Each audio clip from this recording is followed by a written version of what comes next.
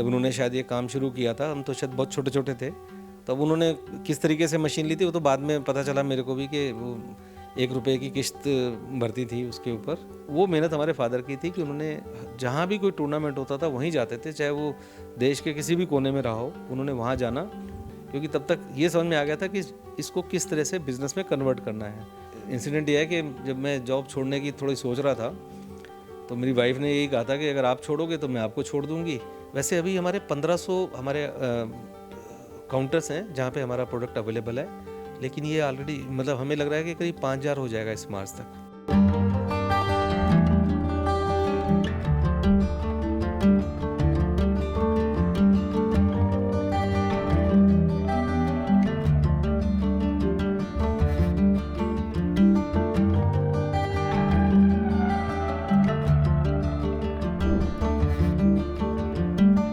नमस्कार, मेरा नाम है आफरीन खान और आप लोगों का स्वागत है तेज तरार में। वो कहते हैं ना कि जब आपके हौसलों में वो बुलंदी होती है कि आप कुछ भी चीज़ अचीव कर सकते हैं, तो ऐसे में बहुत से एग्जाम्पल समाज के लिए हम सेट कर जाते हैं। आपने शिव नरेश के बारे में ज़रूर सुना होगा। एक ऐसा इंडियन ब्रांड जो कि स्पोर्ट्स वेयर में एक तरह से कह लीजिए कि एक्सपर्ट है, जो कि बड़े बड़े से जो ब्रांड्स है यानी कि एडिडास हो, नाइकी हो, उनको भी टक्कर देते हैं। आज उनके मैनेजिंग डायरेक्टर मेरे साथ मौजूद है शिव प्रकाश सिंह जी। मैं उनसे बातचीत करूंगी, कैसे शुरुआत हुई थी, क्या कुछ कहानी है इसके पीछे, वो हम जानने की आज कोशिश करेंगे। सर, स्वागत है आपका हमारे चैनल पर। Thank you. सबसे पहले मैं जानना चाहूंगी, ये नाम कैसे पड़ा शिव नरेश? शिव मेरा नाम है, नरेश मेरे छोटा भाई है, उसको प्यार से बोलते हैं। तो शिव नरेश मेरे पेरेंट्स, मदर और फादर जब काम शुरू किया था मेरी मदर ने, उसके बाद जब काम चलने लगा और छोटा काम मम्मी करती थी, हमारे कपड़े सिलना और इस तरह से घर में, तो उसके बाद लगा कि घर में थोड़ा सा सोर्स ऑफ इनकम बढ़नी चाहिए। तो उन्होंने फिर फादर को काफ़ी मोटिवेट किया, प्रेशर भी दिया कि आप भी कुछ काम करो, क्योंकि खाली नौकरी से गुजारा होता नहीं था उस समय। बच्चे बड़े हो रहे थे, हम 2 भाई थे और 1 सिस्टर थे, तो किसी तरह से फादर को भी फिर ये सिलाई के काम में उन्होंने इन्वॉल्व किया। फिर फादर भी आ गए, तो इस तरीके से जब करते करते फिर सबसे पहले एक टेलर शॉप शुरू की थी। तो उस समय शिव टेलर और शिव नरेश टेलर के नाम से टेलरिंग शॉप शुरू हुई थी सबसे पहले। उसके एक कहानी भी मुझे याद आ रही है, कहानी की आपके ज़िंदगी से जुड़ा एक किस्सा है, आप मुझे ज़रूर बताइएगा अगर आप बताना चाहें। 20 रुपए की मशीन और 1 रुपए की किश्त की क्या कहानी है? हाँ, ये एक्चुअल में मेरी मदर जो हैं उन्होंने ही ये काम शुरू किया था। तो सबसे पहले उन्होंने जो मशीन है वो शायद लोन पे ली थी, और जो भी उन्होंने उसमें पूंजी भी नहीं होती थी कोई। ये बात कोई 75 के आसपास की बात है, जब उन्होंने शायद ये काम शुरू किया था, हम तो शायद बहुत छोटे छोटे थे, तब उन्होंने किस तरीके से मशीन ली थी वो तो बाद में पता चला मेरे को भी कि वो 1 रुपये की किश्त भरती थी उसके ऊपर। तो ये सारी एफर्ट तो मदर की है हमारे, जो आज हम जो भी ये कंपनी भी खड़ी हुई है, किसी तरह से बीज तो हमारी मदर का ही बोया हुआ है ये सारा का सारा। ये तो जब उन्होंने शुरुआत की थी, आपको लगा था कि इस लेवल तक पहुंच जाएगा? क्योंकि आप बता रहे थे कि घर में ही सिलाई किया करती थी, मशीन तक जो है आपने लोन पर ली थी, तो लगा था कभी कि इतनी ऊंचाइयों पर पहुंचा देंगी आपके जो माँ का आशीर्वाद है इन चीज़ों को? नहीं, सच बात यह है कि कभी भी ये नहीं सोचा था कि जो मदर ने काम शुरू किया था किसी तरह से अपने घर को चलाने के लिए, और थोड़ी सी किसी तरीके से हम बच्चों को पढ़ा के किसी तरह बड़ा करें। पहला तो मोटिव हमारा भी यही था और पेरेंट्स का भी यही रहा था कि भाई हम किस तरह पढ़ लिख के अपने पैरों पे खड़े हों। मैंने भी MSc M.Tech करके मैं भी गवर्नमेंट जॉब में लग गया था। तब तक हमारा काम बहुत छोटा सा था और कभी ये नहीं सोचा था ये बिज़नेस भी बन सकता है। तब तो गुजारे के लिए काम था और टेलरिंग शॉप थी, सब था। फिर धीरे धीरे वो हमारे ज़िंदगी में कभी कभी चेंजेस आते हैं। तो उस पीरियड में क्या हुआ, जब हम भी बड़े होने शुरू हो गए और देखा कि यार ये काम के अंदर जो है जो हमारे मदर कर रही हैं, तो उसमें कहीं ना कहीं हमारे फादर का एक रोल बड़ा अच्छा शुरू हुआ कि उन्होंने, मदर ने जो भी एक आध शॉर्ट्स बनाया, उनके कोई दोस्त कोई ना कोई ख़रीदने आ जाता था, फिर एक शॉर्ट्स बना देते थे उसका, और उसके बाद फादर को ये लगा कि शॉर्ट्स हमारे बहुत पॉपुलर हो सकते हैं, तो वो 10-20 शॉर्ट्स बनाए और जाके किसी भी टूर्नामेंट में बेचने चले जाते थे। वहाँ फटाफट बिक जाते थे। उनका शौक़ था टूर्नामेंट देखने का, बिज़नेस करने का उनका भी शौक़ नहीं था। उनका तो ये था कि टूर्नामेंट देखा है और साथ में शॉर्ट्स भी बिक गए।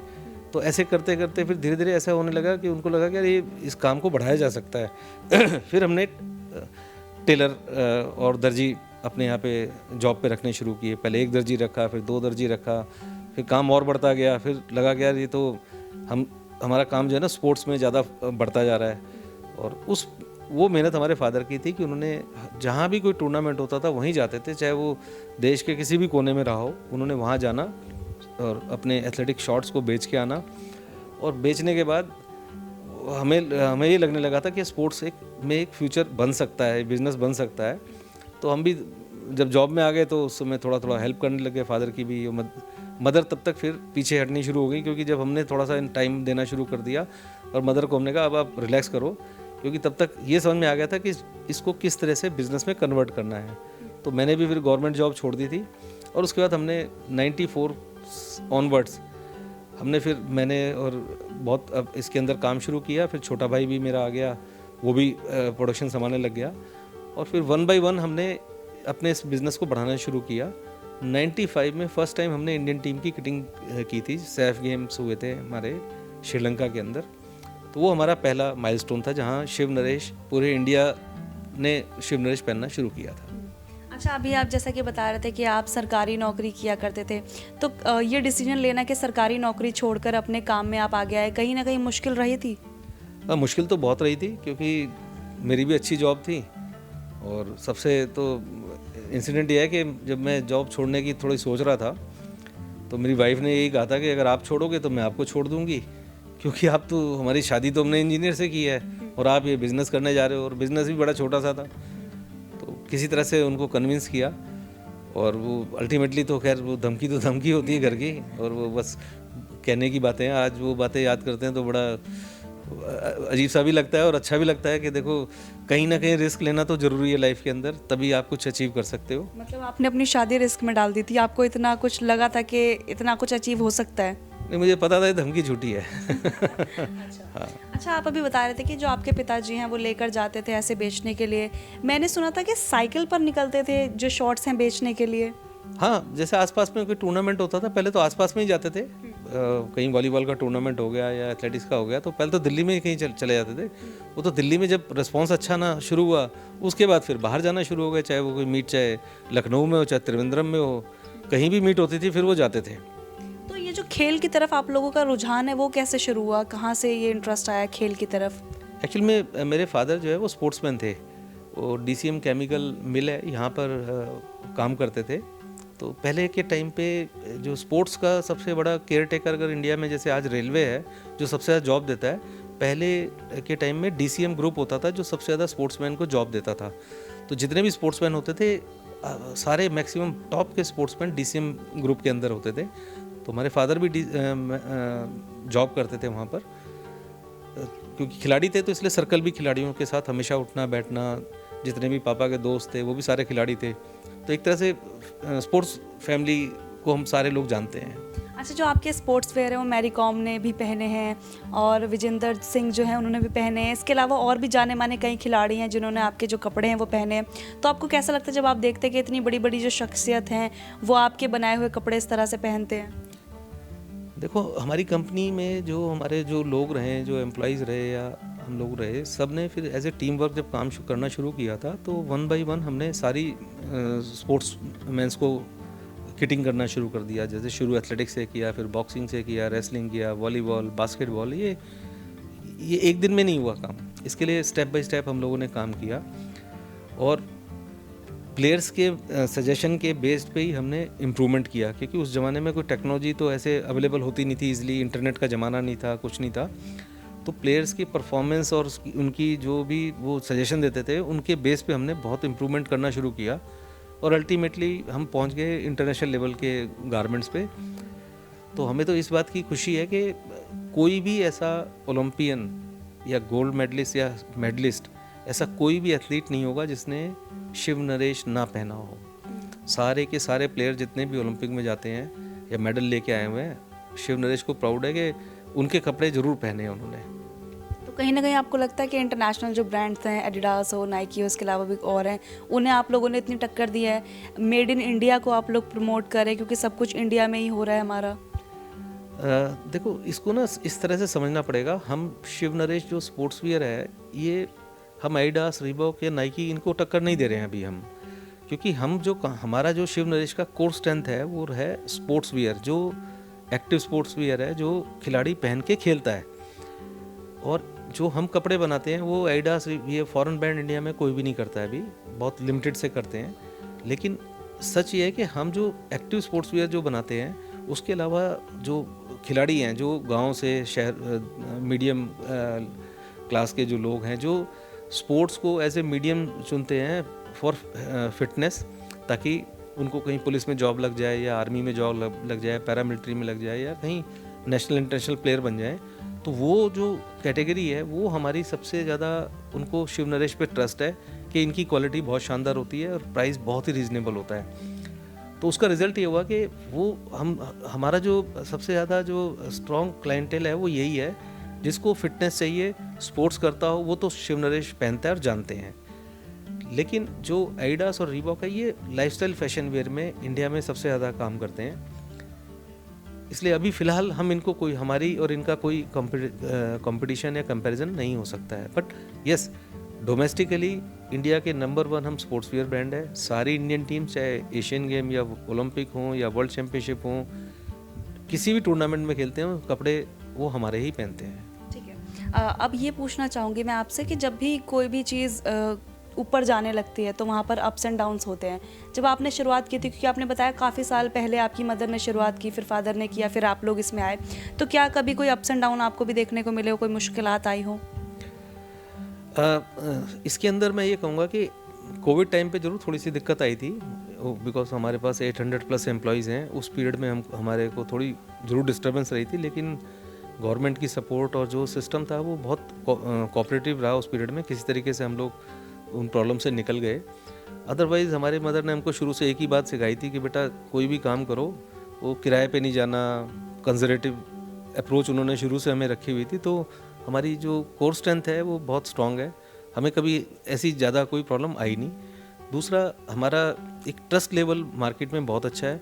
जो भी हमारे पार्टनर्स हैं, सप्लायर्स हैं, या जो हमारे आगे बिजनेस पार्टनर्स हैं, वो सबका हम लोगों के साथ इतना अच्छा एक ट्रस्ट लेवल बना हुआ है बिज़नेस के अंदर, जिससे मुश्किल समय भी हमारा निकल जाता है। और चैलेंजेस बिज़नेस में आते ही रहते हैं, बिज़नेस ग्रो करता है, फाइनेंस की ज़रूरत होती है, और कहीं ना कहीं मैंने देखा है जो हमारे बिज़नेस पार्टनर्स हैं वो बहुत हेल्प करते हैं।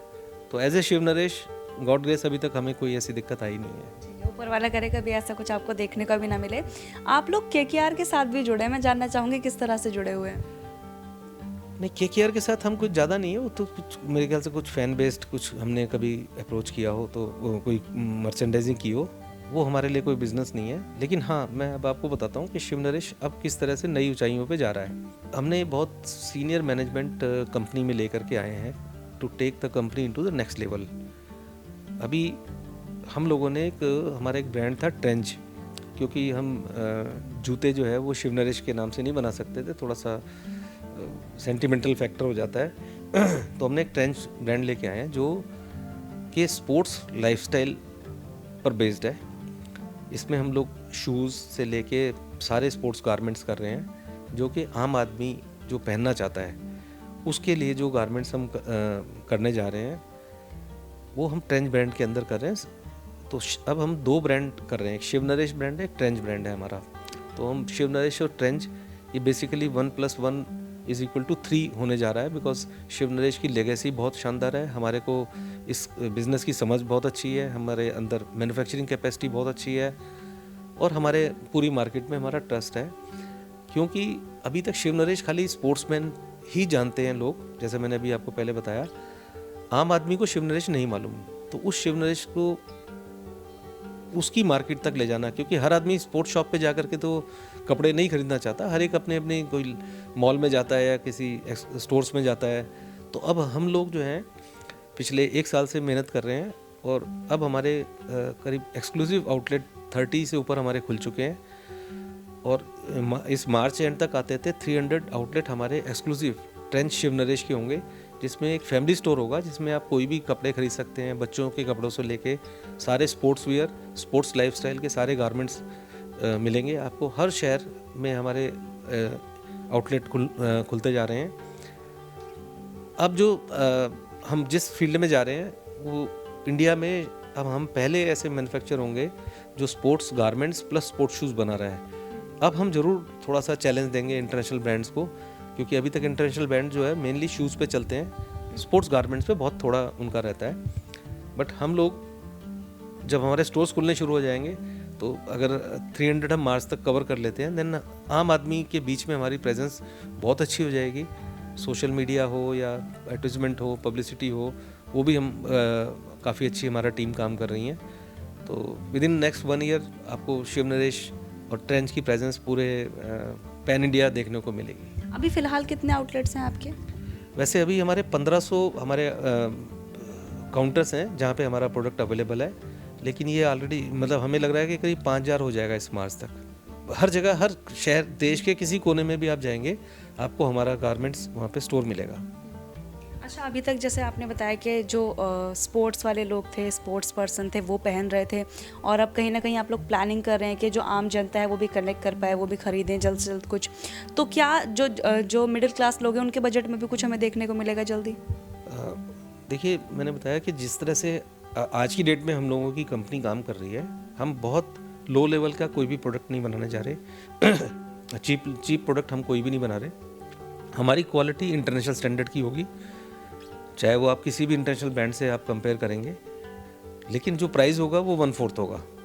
तो हमारा प्रोडक्ट बहुत ही ईजिली एक्सेसिबल है, और हम चाहते भी हैं कि हमारा प्रोडक्ट जो मीडियम क्लास है उसमें हम एज ए इंडियन ब्रांड उनको वो क्वालिटी दे पाएँ जो इंटरनेशनल ब्रांड बहुत ही ऊंचे रेट पे सामान को देते हैं। तो देखिए, ये आप सुन रहे थे जो शिव नरेश के मैनेजिंग डायरेक्टर हैं उन्हें, और जिस तरह से जो भी बातें थी वो आपके सामने रखी गई हैं, कैसे शुरुआत हुई थी वो बहुत ज़्यादा दिलचस्प रहा कि उनकी माता जी ने जो है किस प्रकार से शुरुआत की इसकी, उसके बाद उनके पिता का किस तरह से सहयोग रहा, उसके बाद जो दोनों भाई थे वो इस लाइन में आ गए, और ऊपर वाले का शुक्र है कि जिस तरह से आज इनका जो कारोबार है वो फल फूल रहा है, और दुआ करेंगे कि ऐसे ही इनका जो कारोबार है वो फलता फूलता रहे। इसके अलावा क्या आप कभी शिव नरेश गए हैं, आपने कभी यहाँ से कुछ शॉपिंग किया, तो मुझे कमेंट करके ज़रूर बताइएगा, और इस इंटरव्यू को ज़्यादा से ज़्यादा शेयर करिएगा अपने दोस्तों के साथ, फैमिली के साथ, और आपको कैसा लगा है कमेंट करके बताना मुझे मत भूलिएगा।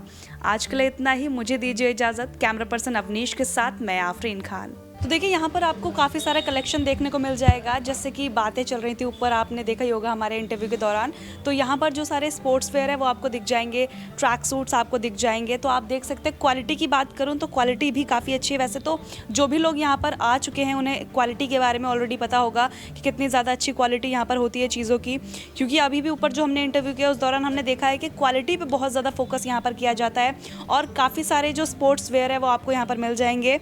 और इसके अलावा यहाँ पर आपको शूज़ भी मिल जाएंगे। जैसा कि बताया गया था कि अभी जो है फुटवेयर का भी एक जो ब्रांड है उसे लॉन्च कर दिया गया है। फुटवेयर का कलेक्शन भी यहाँ पर दिख रहा है और काफ़ी अच्छा लग रहा है यहाँ पर देखने में।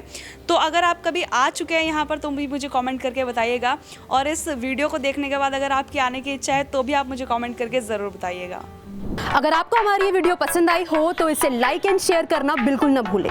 इसके साथ ही हमारे चैनल को जरूर सब्सक्राइब करें, और हाँ, बेल आइकन भी जरूर दबाएं ताकि दिल्ली से जुड़ी तमाम खबरों की नोटिफिकेशन सबसे पहले आप